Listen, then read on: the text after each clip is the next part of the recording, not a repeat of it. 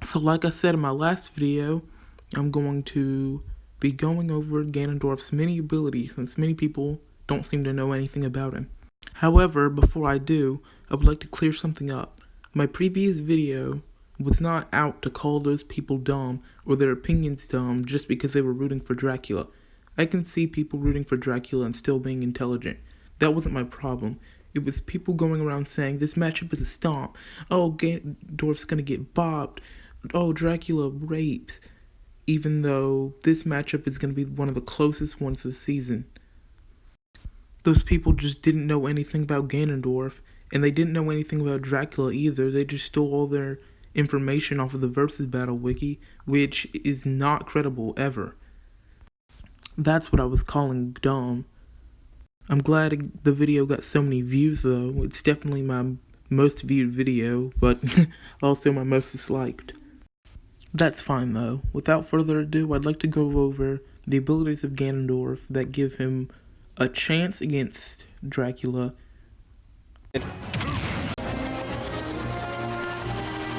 I'm sure Dracula has this too, but Ganondorf's not behind in this category. In Breath of the Wild, during the Calamity Ganon fight, he can start a Blood Moon, which outside of this fight, you can tell that it revives all monsters. When you're in this fight and the Blood Moon happens, it completely heals Ganondorf. Well, not Ganondorf, Calamity Ganon. While it may seem like a glitch that the Blood Moon occurs during the boss fight, it's not. It's inconvenient to players, sure, but it's something Ganondorf can actually do. While suppressed by Zelda, he uses his malicious power to bring the moon closer to the land. And when it gets closer, it revives all monsters and heals him.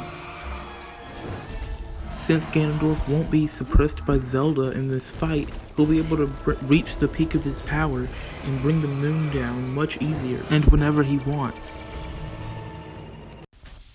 Nothing more to this than what the text box says. The ability up next is a bit of a strange one.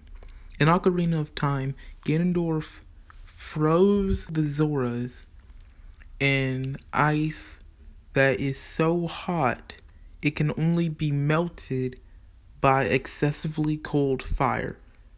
It's a bit of a paradox. Unless Dracula has some really cold fire, there's no way he's getting out of the red ice. Also in Ocarina of Time, Ganondorf cursed the insides of Jabu Jabu, and it turned his internal organs into a massive cave system dungeon. That'll be more than just a stomach ache for Dracula.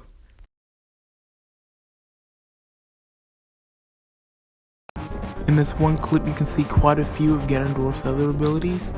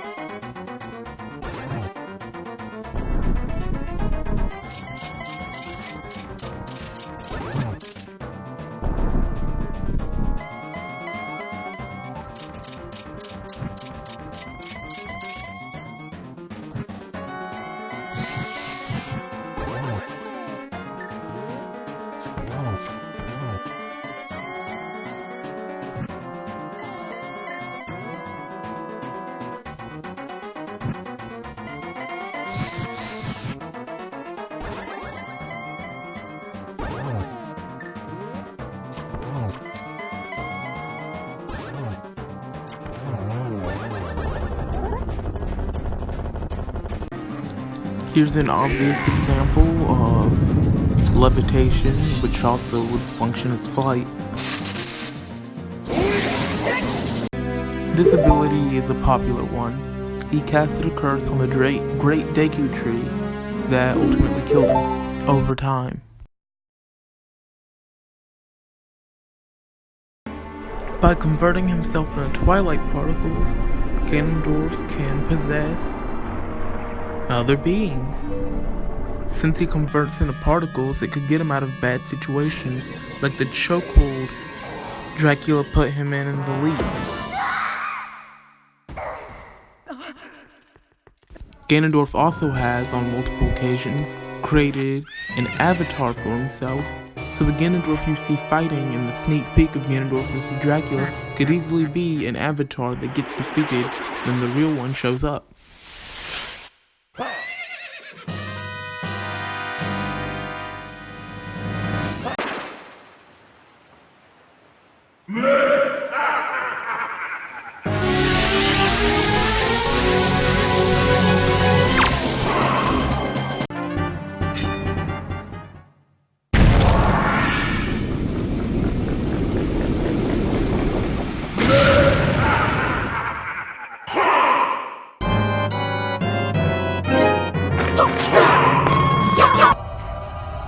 He can also create Puppet Ganon, who is absolutely massive.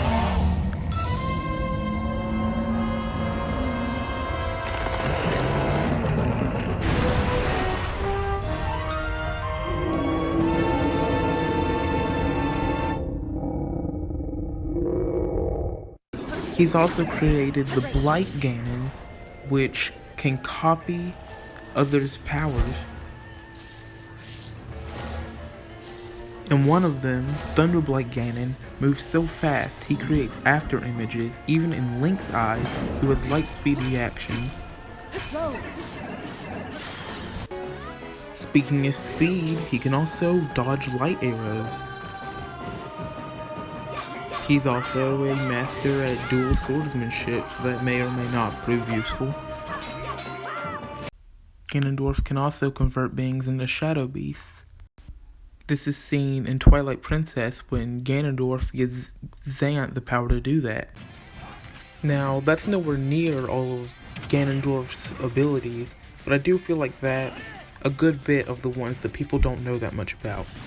I didn't want to elaborate on the full Triforce since he may not get it, even though I hope he does. But in addition to wish granting, the full Triforce also gives a resistance to fear manipulation, mind manipulation, soul manipulation, telepathy, more magic spells, an unlimited source of magic, meaning like an unlimited magic meter, and strength beyond everyone who isn't one of the 3 goddesses, or 4 if you want to count Hylia. Even with all of the spells I've already mentioned, plus the ones I didn't, and Ganondorf still loses, it's not going to be because Ganondorf is planet level and Dracula is universe level, whatever nonsense like that. It's going to be because of Dracula's power of dominance, which gives him very powerful soul manipulation. While Ganondorf does have a small resistance to soul manipulation, and can continue fighting even as just his soul, both of which he did in Twilight Princess, he doesn't really have anything to protect himself from soul destruction. However, because of this,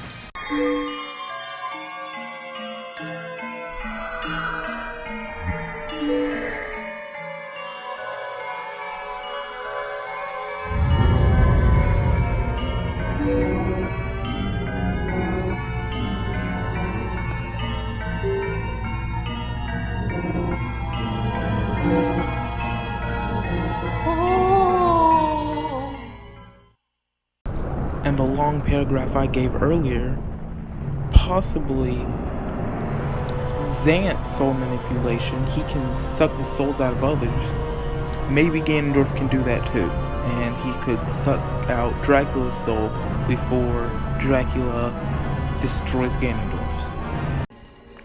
Finally, on the topic of holy weapons, both Ganondorf and Dracula can only be killed by holy weapons, And if you disagree with that about Ganondorf, please show me an example of Ganondorf being defeated when he had the Triforce of Power, which grants his immortality in the first place, by a non-holy weapon.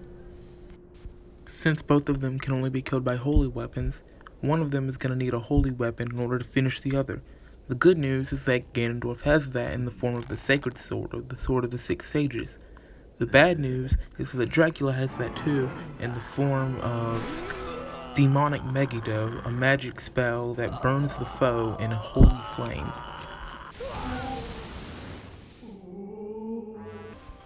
I'm still really hoping Ganondorf wins this, but maybe this is gonna be another Mechagodzilla versus Dragon Sword situation in which the winner was the one with the ranged instant kill